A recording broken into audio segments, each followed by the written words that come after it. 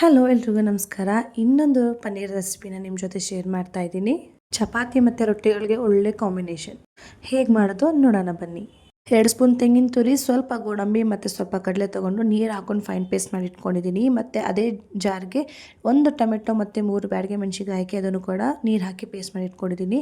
ಇಲ್ಲಿ ನಾನು 400 ಗ್ರಾಮ್ಸ್ ಪನ್ನೀರ್ ತೊಗೊಂಡು ಅದು ನಾನು ರಿಕ್ವೈರ್ಡ್ ಸೈಜ್ಗೆ ನಾನು ಕಟ್ ಮಾಡಿಕೊಂಡು ಒಂದು ಕಡಾಯಿಗೆ ಸ್ವಲ್ಪ ಎಣ್ಣೆ, ಪನ್ನೀರ್ ಹಾಕಿ ಅರಿಶಿನ, ಅಚ್ಕಾರದ ಪುಡಿ, ಉಪ್ಪು ಹಾಕಿ ಚೆನ್ನಾಗಿ ಫ್ರೈ ಮಾಡ್ಕೊಂಡು ಅದನ್ನು ಸೈಡಿಗೆ ಎತ್ತಿಟ್ಕೊತಾ ಇದ್ದೀನಿ. ಮತ್ತು ಅದೇ ಕಡಾಯಿಗೆ ನಾನು ಸ್ವಲ್ಪ ಎಣ್ಣೆ ಹಾಕ್ಕೊಂಡು ಚಕ್ಕೆ, ಲವಂಗ, ಪಲಾವ್ ಎಲೆ ಅದನ್ನೆಲ್ಲ ಹಾಕ್ಕೊಂಡು ಅದೆಲ್ಲ ಸ್ವಲ್ಪ ಘಮ ಬಂದಾದಮೇಲೆ ಈರುಳ್ಳಿ ಮತ್ತು ಉಪ್ಪು ಹಾಕಿ ಚೆನ್ನಾಗಿ ಫ್ರೈ ಮಾಡ್ಕೊತಾ ಇದ್ದೀನಿ. ಇಲ್ಲಿ ನಾನು 2 ದೊಡ್ಡ ಸೈಜ್ ಈರುಳ್ಳಿ ತೊಗೊಂಡಿದ್ದೀನಿ.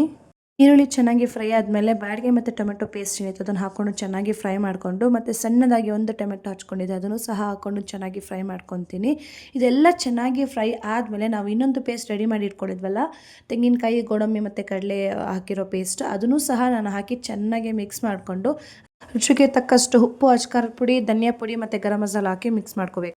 ಕುದಿ ಬಂದಾದಮೇಲೆ ನಮಗೆ ಎಷ್ಟು ಬೇಕೋ ಅಷ್ಟು ನೀರು ಹಾಕ್ಕೊಂಡು ಫ್ರೈ ಮಾಡಿ ಇಟ್ಕೊಂಡಿರೋವಂಥ ಪನ್ನೀರನ್ನ ಹಾಕ್ಕೊಂಡು ಮೇಲೆ ಕೊತ್ತಂಬರಿ ಸೊಪ್ಪನ್ನ ಗಾರ್ನಿಷ್ ಮಾಡಿಕೊಂಡ್ರೆ ಟೇಸ್ಟಿಯಾಗಿರೋವಂಥ ಕ್ವಿಕ್ಕಾಗಿ ಆಗಿರುವಂಥ ಪನ್ನೀರ್ ಗ್ರೇವಿ ರೆಡಿಯಾಗಿರುತ್ತೆ. ಈ ವಿಡಿಯೋ ನಿಮ್ಗೆ ಇಷ್ಟ ಆಗಿದ್ದರೆ ಲೈಕ್ ಮಾಡಿ, ಶೇರ್ ಮಾಡಿ. Thank you so much for watching.